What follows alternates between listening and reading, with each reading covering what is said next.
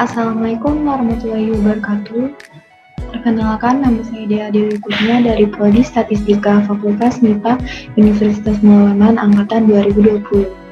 Pada kesempatan kali ini, saya akan mereview tugas bahasa Indonesia, yaitu tentang ejaan dalam bahasa Indonesia.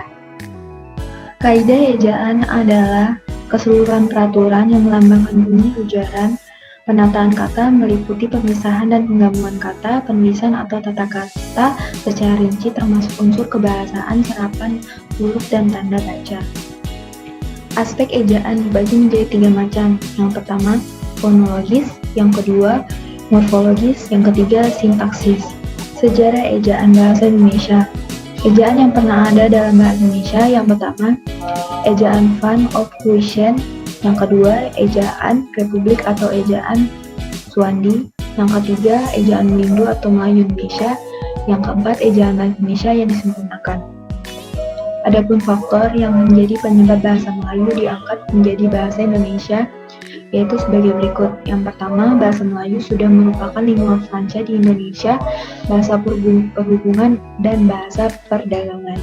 Yang kedua, sistem bahasa Melayu sederhana, mudah dipahami karena dalam bahasa ini tidak dikenal tingkatan bahasa seperti bahasa Jawa dan bahasa Bugis atau perbedaan bahasa kasar dan halus dalam bahasa Sunda.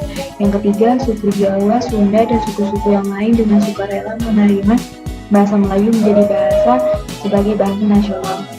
Yang keempat, bahasa Melayu mempunyai kesanggupan untuk dipakai sebagai bahasa kebudayaan dalam arti yang luas. Fungsi ejaan dibagi menjadi 3. Yang pertama, sebagai landasan pembakuan kata bahasa. Yang kedua, sebagai landasan pembakuan kosakata dan peristilahan. Yang ketiga, sebagai alat penyaring dari masuknya unsur-unsur bahasa lain baik secara kosakata maupun istilah ke dalam bahasa Indonesia. Pemakaian huruf bahasa Indonesia.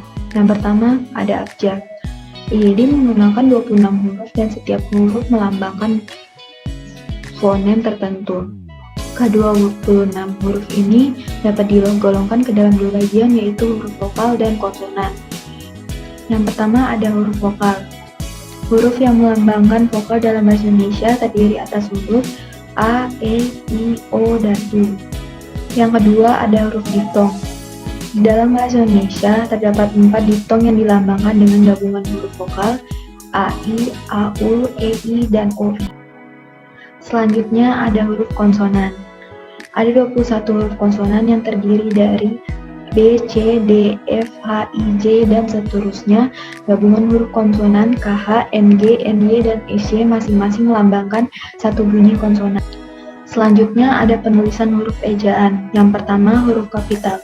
Dipakai sebagai huruf pertama awal kalimat, dipakai sebagai huruf pertama unsur nama orang, termasuk julukan. Yang ketiga dipakai pada awal kalimat dalam petikan langsung. Selanjutnya ada huruf miring. Dipakai untuk menuliskan judul buku, nama, majalah, atau nama surat kabar yang dikutip dalam tulisan, termasuk dalam daftar pustaka. Selanjutnya ada huruf tebal. Dipakai untuk menegaskan bagian yang sudah ditulis miring. Dapat dipakai untuk menegaskan bagian-bagian keterangan seperti judul buku, bab, atau subbab. Selanjutnya ada pemisahan kata. Yang pertama, kata berimbuhan. Imbuhan atau awalan, sisipan, akhiran, serta gabungan awalan dan akhiran. Ditulis serangkai dengan bentuk dasarnya. Bentuk terikat ditulis serangkai dengan kata yang mengikutinya. Selanjutnya ada kata ganti. Kata ganti ku dan kau ditulis serangkai dengan kata yang mengikutinya.